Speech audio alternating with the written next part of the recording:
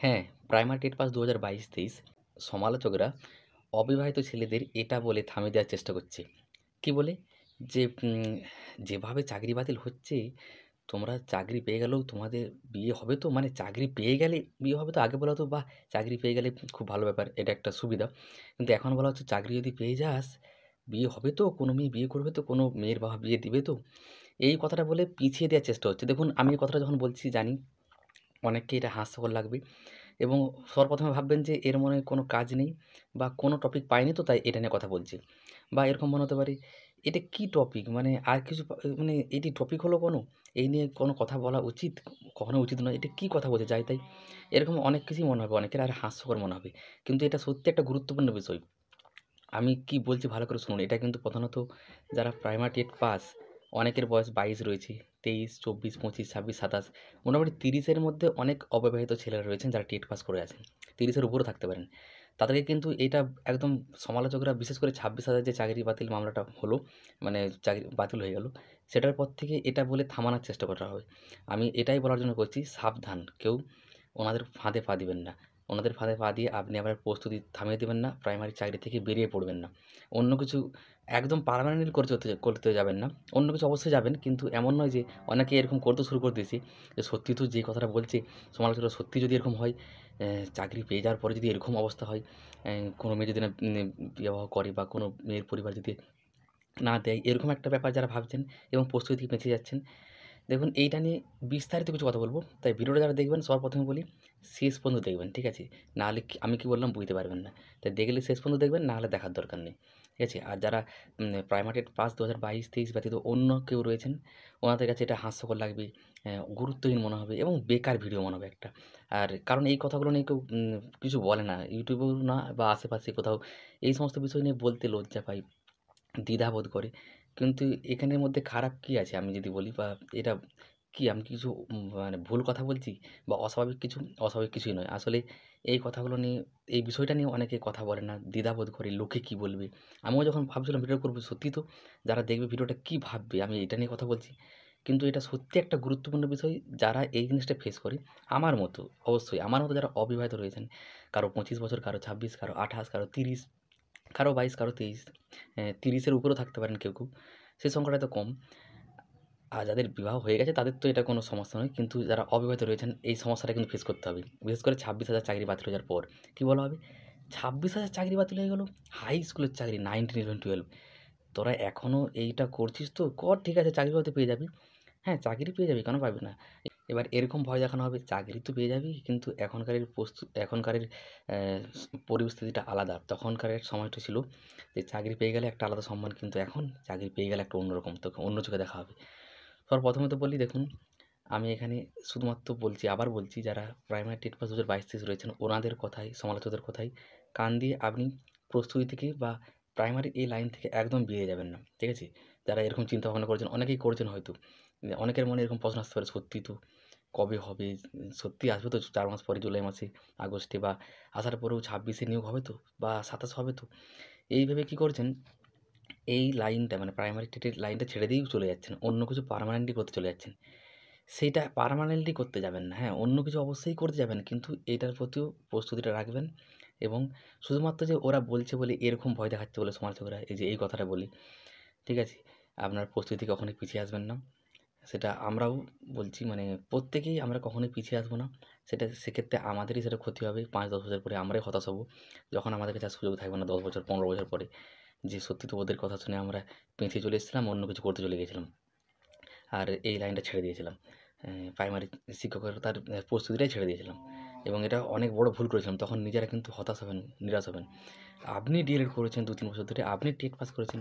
যদি আপনাকে কেউ এরকম বলো, আর যদি সত্যিও যদি এরকম হয়, আমি ধরে নিচ্ছি, কখনোই পশ্চিমবঙ্গে ১০ কোটি জনসংখ্যার মধ্যে যতজন, মানে কি বলবো, এরকম যদি এরকম পরিবারে কেউ থাকে বা আপনাকে এরকম বলে আপনার চাকরি পাওয়ার পর, আপনি তাদেরকে বাদ দিয়ে দিন না। আপনি তো, আপনার লক্ষ্যটা কি ডিএলএড করাটা ছিল শিক্ষক হওয়ার জন্য। টেট পাস করেছেন শিক্ষক হবেন বলে, প্রাথমিক শিক্ষক। আমার তো মনে হয় না, আমার তো কখনোই লক্ষ্য নয়, ছিলও না, এখনও নেই। আপনাদের আছে কিনা জানি না, যে ডিএলএড করেছি, টেট পাস করেছি মানে বিবাহ একটা লক্ষ্য, কখনোই নয়। শিক্ষকতাটা একটা লক্ষ্য, প্রাথমিক শিক্ষক হওয়া। আপনারা দেখবেন পশ্চিমবঙ্গে, আপনারা প্রত্যেকে জানেন, পশ্চিমবঙ্গে প্রাথমিক শিক্ষক রয়েছেন 2.5 থেকে 3 লাখ। সমস্ত সারা পশ্চিমবঙ্গের যে স্কুলগুলো রয়েছে সব মিলিয়ে। তো সেই 3 থেকে 3.5 লাখ শিক্ষক বাদ দিয়ে বাকিদের কি বিবাহ হয় না? না ওনারা করেননি।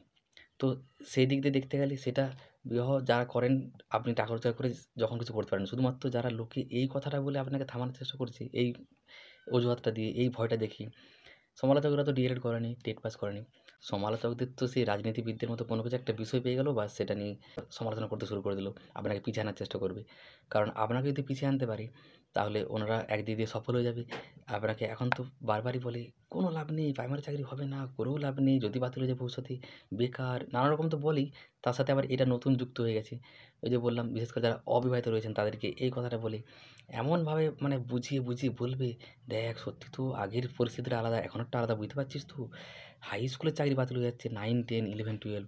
কিন্তু আগে এটা বুঝতে হবে যে ওনারা যারা বাতিল হয়েছে দুর্নীতিগ্রস্তভাবে ঢুকেছিল এবং ওদের পরীক্ষাটাও দুর্নীতিগ্রস্তভাবে হয়েছিল। মানে সব মিলিয়ে এবার অনেকে বলবেন দুর্নীতির সাথে তো যারা স্বচ্ছভাবে ছিল তারাও বাদ চলে গেছেন। এবং তারা বাদ চলে গেছেন, সরকার তাদের জন্য ব্যবস্থা করছে। ইতিমধ্যে একটা ব্যবস্থা করেছে, আপনারা দেখেছেন হাই স্কুলে যারা রয়েছেন। আরও অবশ্যই যোগ্যতা তালিকা প্রকাশ করবে। করতেই হবে। যারা যোগ্য তারা তো কী বলবো আবার স্কুলে ফিরবে। এটা একদম এই আশায় রয়েছি আমরা। শুধু রয়েছি নয়, এটা হবেই। কিন্তু আমাদের 22 স্টেটের স্বচ্ছ টেটটাও স্বচ্ছ। 22 স্টেটের কী বলবো আমাদের কাছে ওএমআর শিট রয়েছে। প্রত্যেকটা ভিডিওতেই বলি, কি আর বলবো, এগুলো শুনতে আপনাদের অনেককে হয়তো বোরিংও লাগতে পারে। টেট সার্টিফিকেট রয়েছে, মার্কশিট রয়েছে। প্রত্যেকের কাছে রয়েছে। এমন নয় যে কেউ পেয়েছে কেউ পায়নি। ওনাদের পরীক্ষায় এই সমস্ত ব্যবস্থা থাকেনি। আমাদের পরীক্ষার ব্যবস্থাও ছিল এবং প্রত্যেকের কাছে যেহেতু রয়েছে, প্রত্যেকে এগুলো দিয়েই ইন্টারভিউ ফর্ম ফিল আপ করবে। ইন্টারভিউটা দেবে এবং যখন নিয়োগটা হবে প্রত্যেকেই তথ্য দিয়েই পাবে। তো যখন প্রত্যেকটা জিনিসই প্রমাণপত্র থাকছে স্বচ্ছতার সাথে, তো এখানে তো চাকরি যাওয়ার কোনো প্রশ্নই নেই। তারপরেও সমালোচকরা কী করে এই কথাটা বলছে আর আপনারাও কী করে মেনে নিচ্ছেন, যারা এরকম মেনে হাল ছেড়ে দিয়ে চলে যাচ্ছেন। অনেকেই চলে যাবে হয়তো। সত্যিই তো এরকম হবে না তো? ভবিষ্যতে এরকম ঘটবে না তো আমাদের সাথে? ওনারা যেটা বলছেন, কিন্তু কখনোই এরকম হবে না। কারণ আমাদের টেটটাও স্বচ্ছ, নিয়োগও স্বচ্ছভাবে হবে। আমাদের প্রমাণপত্র প্রত্যেকের কাছেই রয়েছে। তাই আমাদের একবার চাকরি হয়ে গেলে সেটা যাওয়ার কোনো রকম কোনো সম্ভাবনা নেই। এই নিয়ে আমি ভিডিও করা আছে আমার আলাদা। যারা দেখেননি এখনও দেখে নিতে পারেন। আর এই সমস্ত সমালোচকদের এই নানা রকম যে ওনাদের একটা, একটা পন্থা বলবো আরকি। এক রকমের পদ্ধতি আপনাকে থামিয়ে আনার। এটা একটা রকমের একটা পদ্ধতি পেয়েছি। কোনো কিছু একটা পাইনি বলার, তো এটা নিয়ে বলি তাহলে। এটাতে অনেকে ভয় পেয়ে যাবে বিশেষ করে। আর সত্যি এটা নিয়ে চিন্তিত হয়ে পড়বে। তারপর ওনারা প্রস্তুতি থেকে পিছিয়ে চলে আসবে। প্রাইমারি চাকরির প্রস্তুতি করবে না। অন্য কিছু করতে লেগে যাবে এখন। সত্যি ভাববে সত্যি তো যদি এরকম হয়ে যায় আর তাহলে কী হবে? তখন এনারা প্রাইমারি প্রস্তুতি ছেড়ে দিয়ে অন্য কিছুই করতে লেগে যাবে পুরো পার্মানেন্টলি। এটার প্রস্তুতি নেবে না, ইন্টারভিউ দিতে যাবে না অনেকেই। এরকম সমালোচকদের এইটা একটা রাস্তা। কারণ ওনারা নিজেরা করেনি। ওনারা তো আর পড়তেও পারবে না যারা ডিএলএড করেনি, টেট পাস করেনি। ওনারা কী করতে পারে? সমালোচনা করে আপনাকে পিছিয়ে আনার চেষ্টা করবে। যাতে কী হয় না, আপনিও পারলেন না। ধরুন ওনারা কিছু একটা কাজ করছে, ওনারা আবার ডাকবে যে, "তোর বরং চলে আয়, তোরা আমরা এই কাজটা করছি, এখানে চলে আয় করতে। আর প্রাইমারি চাকরির উপরে আশা ছেড়ে দে। আর করিসই না। কী লাভ বলতো যদি বাতিল হয়ে যায় পরে? এরকম হতেও তো পারে। তখন কী হবে?" আবার বললাম, যদি সত্যি এরকম কখনো হতে হয়, আপনি তাদেরকে বাতিল করে দিন। যদি কেউ আপনাকে আপনি প্রাইমারি চাকরি পেয়েছেন বলে, করছেন বলে, এইটা ভেবে যদি বলে যে না, অতীতে ভবিষ্যতে যদি আপনার বাতিল হয়ে যায় বা হয়ে যাওয়ার চান্স থাকে, না জেনে, যারা জানেন না, না জেনে এটা বলে, তাদেরকে আপনি নিজের থেকে বাতিল করে দিন। আপনাকে ওনাদের ওনারা কি বাতিল করবে? আপনিই বাদ দিয়ে দিন ওনাদেরকে। সেই সমস্ত মেয়েদেরকে বা সেই সমস্ত মেয়ের পরিবারকে, ঠিক আছে? কারণ আপনি ডিএলএড করেছিলেন, টেট পাস করেছিলেন মাত্র শিক্ষক হওয়ার জন্য, ঠিক আছে? তো কে কী বলল, লোকে এই সমস্ত ভয় দেখাচ্ছে যে চাকরি তো পেয়ে যাবে, পেয়ে যাবে। ইন্টারভিউ হবে, পেয়েও যাবে। কিন্তু পাওয়ার পরে এখনকার যা পরিস্থিতি, শিক্ষকতাটাকে মানে এমন একটা অন্য চোখে দেখা হয়, তোমাদের কিন্তু পরে অসুবিধা হতে পারে। এরকম যে ভয়গুলো দেখাবে, এগুলো একদম কান দিতে যাবেন না। কান দেবো না আমরা। না দেওয়াটাই উচিত। আমরা ডিগ্রেড করেছি। আমরা তো জানি টেট পাস করেছি। টেট কত কঠিন পরীক্ষা। এতদিন ধরে ধৈর্য ধরে থাকার পরে টেট দেওয়া হয়েছে। আবার টেট দেওয়ার পরেও দেখুন ২-২.৫ বছর হয়ে গেল, প্রায় ২.৫ বছর হতে যাচ্ছে। তারপরে নোটিফিকেশন আসবে। তারপরে আবার কতদিন, ১ বছর ৬ মাস বা ১ বছর পরে হয়তো নিয়োগ হবে। তারপরে গিয়ে আপনি স্কুলে চাকরিটা পাবেন। আল্টিমেটলি ৫ বছর, ৬ বছর বা ৭ বছর পরে টোটাল প্রক্রিয়াটা। টোটাল প্রক্রিয়াটা ৫-৬ বছর লাগছে বা ৭ বছর, ৮ বছর। তাই শুধুমাত্র ওনারা বলছেন এরকম বিভিন্ন পথ বের করছেন একটা, একটা আপনাকে পিছিয়ে আনার বা ইন্টারভিউ প্রস্তুতি থেকে বের করে দেওয়ার। আপনি ওনাদের কথা শুনে কখনোই পেছাবেন না। আমাদের পেছানো কখনো উচিত নয়। অন্য কিছু কাজ এমনিতে করব, ঠিক আছে? মানে এটা থেকে একদম পার্মানেন্টলি বেরিয়ে যাব না প্রস্তুতি থেকে। যেটা আমি বলতে চাচ্ছি এই ভিডিওর মূল উদ্দেশ্য। মানে তা বলে আমি এটা বলছি না যে আপনি অন্য কিছু করবেনই না। সে অন্য পরীক্ষার প্রস্তুতি হতে পারে, অন্য বেসরকারি সংস্থায় কাজ, অন্য যে কোনো সৎ উপায়ে টাকা রোজগার করবেন, আমরা করব অবশ্যই।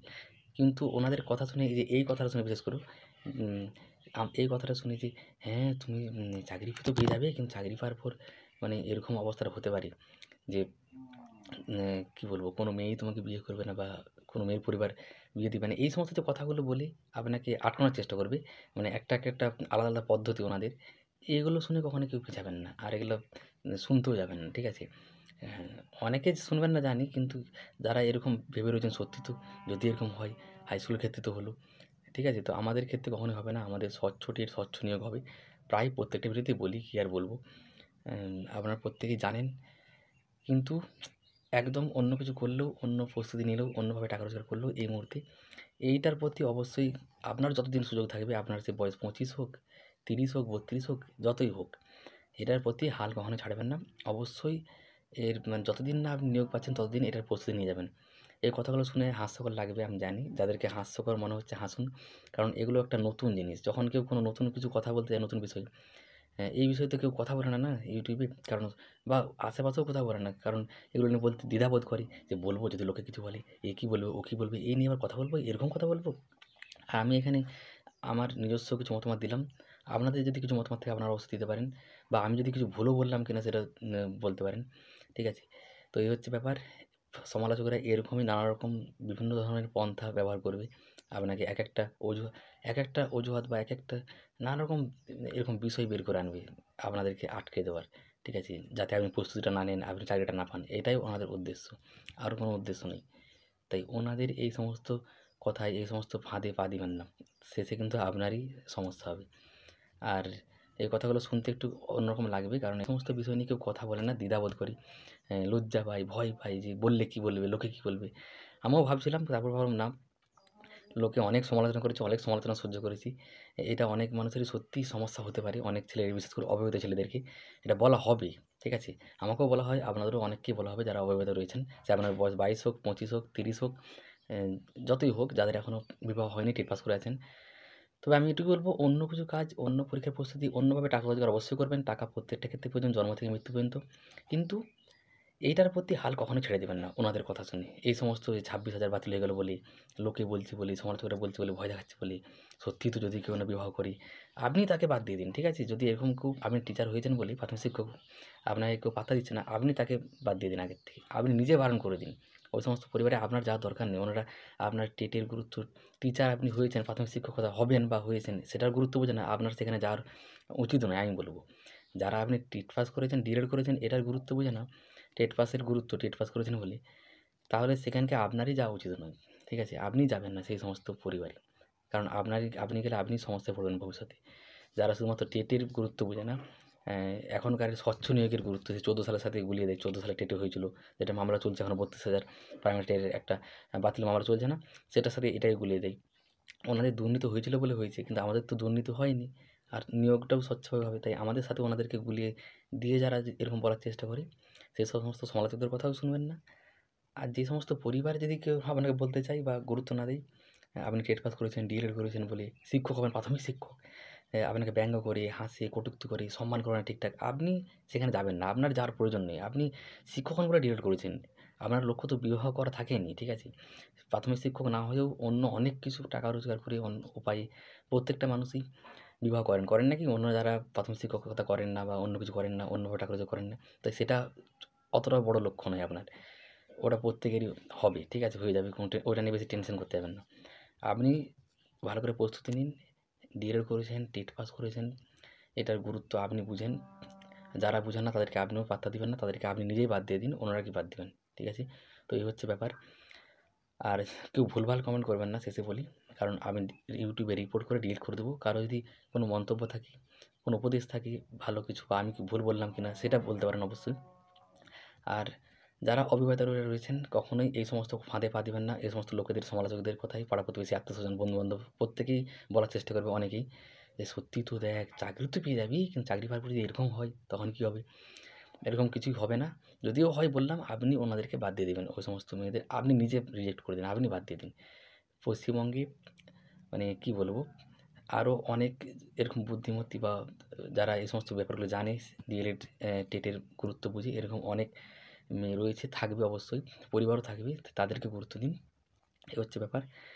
এই ভিডিওর মূল উদ্দেশ্য এটাই ছিল যে আপনি প্রস্তুতি থেকে কখনোই পিছিয়ে আসবেন না। সে আপনাকে লোকে নানা রকমভাবে বলে পিছিয়ে আনার চেষ্টা করলো, ঠিক আছে? এরকম অনেক কিছু বলে পেছানোর চেষ্টা করবে। তো এটাই হচ্ছে মেন কথা।